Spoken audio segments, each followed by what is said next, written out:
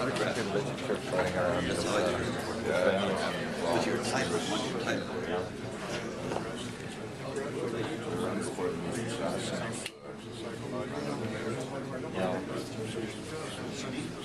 Oh, it's like a down point.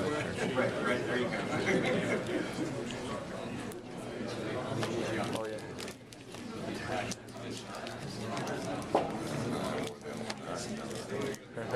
Here's your one.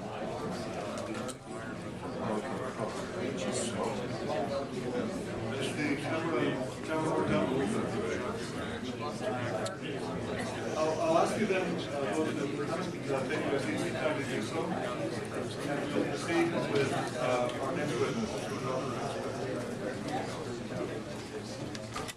Can I have your attention, please? We're going to proceed with the next witness.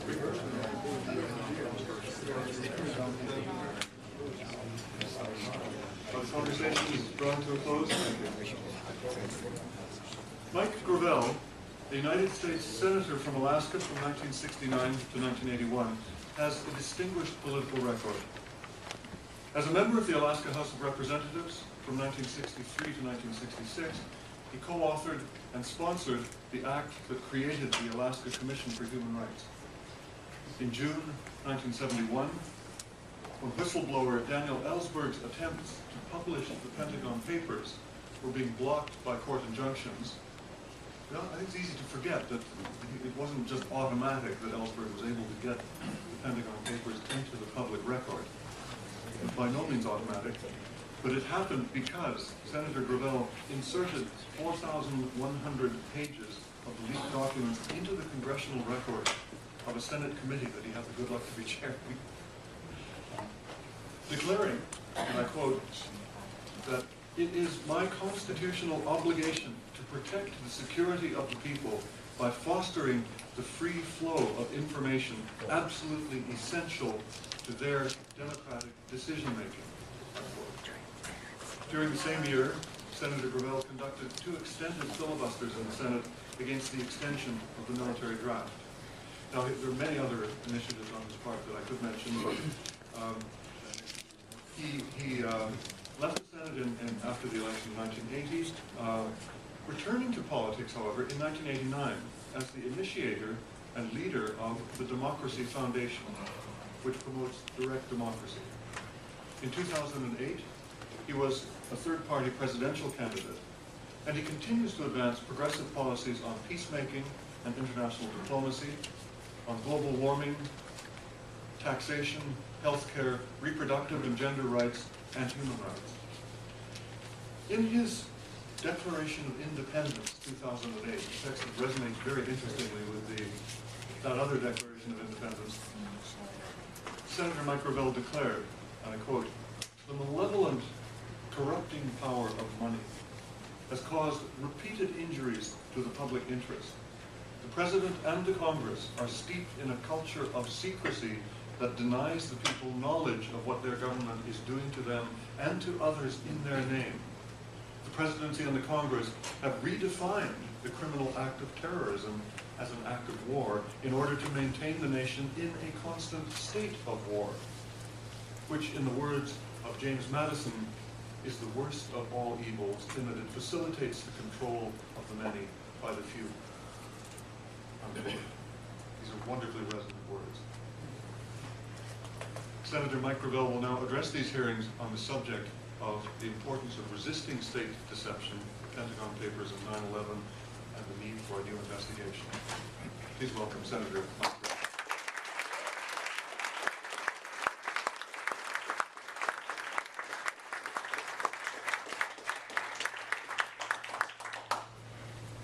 Thank you very much. Very, very much. I first want to acknowledge this young lady over there. I was unbelievably moved by her presentation. Because I'm old. She's young. That's the future. And that's what touched me, is that we've got some really able people coming forward. And so not only does she exhibit this intellectual prowess, but she's there doing the grunt work to make this a successful convocation. And so when you see a person of intellect that's not afraid to get down in the trenches and dig, that's something to behold and is beautiful. And so I thank her for being who she is, and I thank her husband, who I've had contact with, and I thank the steering committee for making this possible. It is an awesome convocation.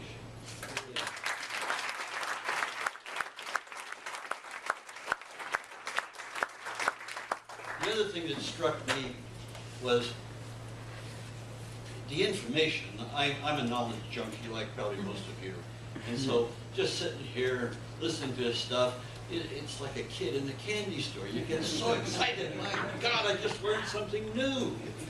And so that's the credit to the professionals that are participating here. But what I was struck with is the degree of professional integrity that they exhibited, and something that's very different that you don't normally see with that degree of intelligence, a great deal of humility. And so I was just touched by that. And so I just feel so privileged to be here.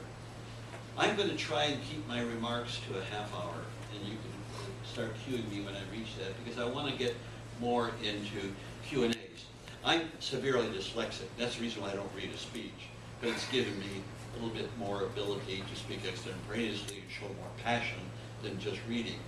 And so, and I'll look forward to their questions. I've given them all copies of a document that's close enough to what I'm going to say, but there is going to be some departures from that. One of the most important things to understand is, from my point of view, how I got here and why I'm here.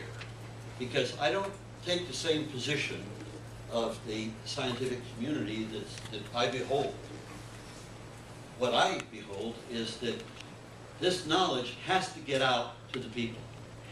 And you need an actionable item. And I want to give you one statement about my experience, because I get it all the time. Well, we've got to inform the people. We've got to do this for the people. Keep in mind, if the people have no vehicle to act upon that information, all you do is create a new generation of cynics. That's all that happens.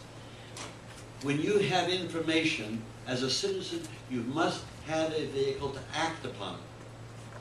Now, to understand human governance, you have to understand that the law, so long, this great contribution to human civilization was the concept of the law being out there.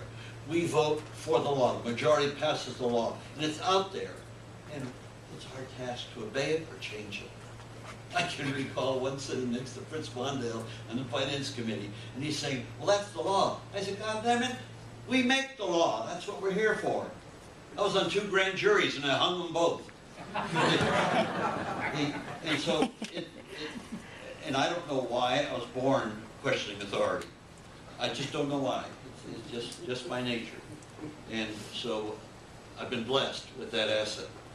And so as a result of that, when I look at what you've accomplished in this 10 years, and keep in mind, it is an ongoing accomplishment. The knowledge that you had 5 years ago is not nearly as good as the knowledge you have today and your ability to present it. It is an ongoing continuum. So what you need is something actionable that can turn that into people reacting to it. Because, as Laurie said, you're going to make progress. It's going to get out there slowly. It's going to be a hard slog because of the powers that are arrayed against us. But we could speed that up, and we could speed it up with a plan, an actionable plan. Let me tell you how I got to thinking about that with respect to 9/11.